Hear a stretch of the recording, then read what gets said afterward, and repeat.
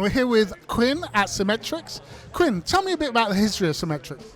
Well, Symetrix was based in a recording studio back in the 70s. Back then, we were creating things like compressors and high-quality preamps, EQs. We're very famous for an old broadcast delay that was used in radio stations across the world.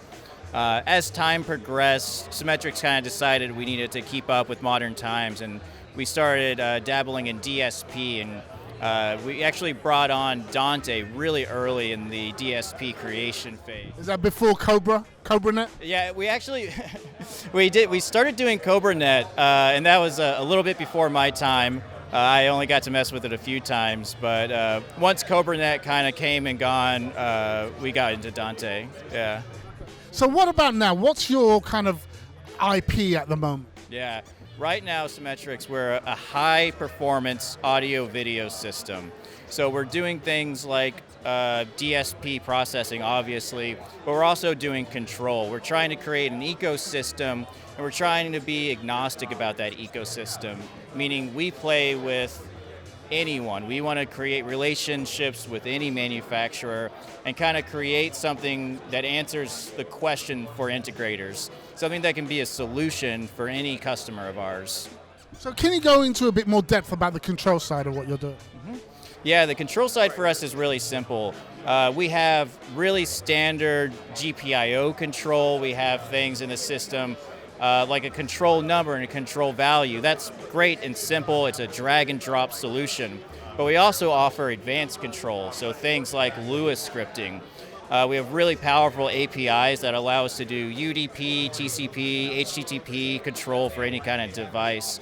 And integrators and programmers can use that in their own programming, but what we also do is we create custom modules, so drag and drop modules for microphones like Sennheiser, Audio-Technica, lighting controls like Visual Productions, cameras like you see in here for Bolin and BZB gear, Sony, the list goes on. So it really doesn't matter what kind of, whether it's a proprietary codec, it will still work with your controls. Yeah, 100%. That's our game. We don't want to turn any device away.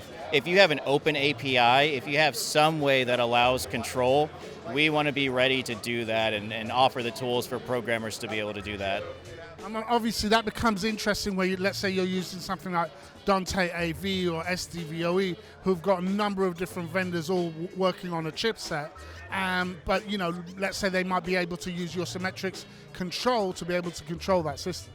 Yeah, 100%, especially you talk about the SDVoE kind of stuff. Once you get into video over IP, you look at hardware solutions for video switching. Very expensive, very large, very cumbersome. But with video over IP, if we can create control modules for those devices, we can bring them into our system and have a digital switching mechanism. So we could have 20, 30, 50 encoders and 50 decoders and bring in modules that use their API to switch between all of those devices simply from the DSP. And you also make hardware as well, is that right? That is correct, yeah. We make the DSP hardware, we make Dante endpoints, control devices, touch screens, wall remotes for controlling those devices. Yep. So where can people find out more information? Oh, www.symetrix.co. Thank you very much, Quinn. Have a great show. Yeah, thank you.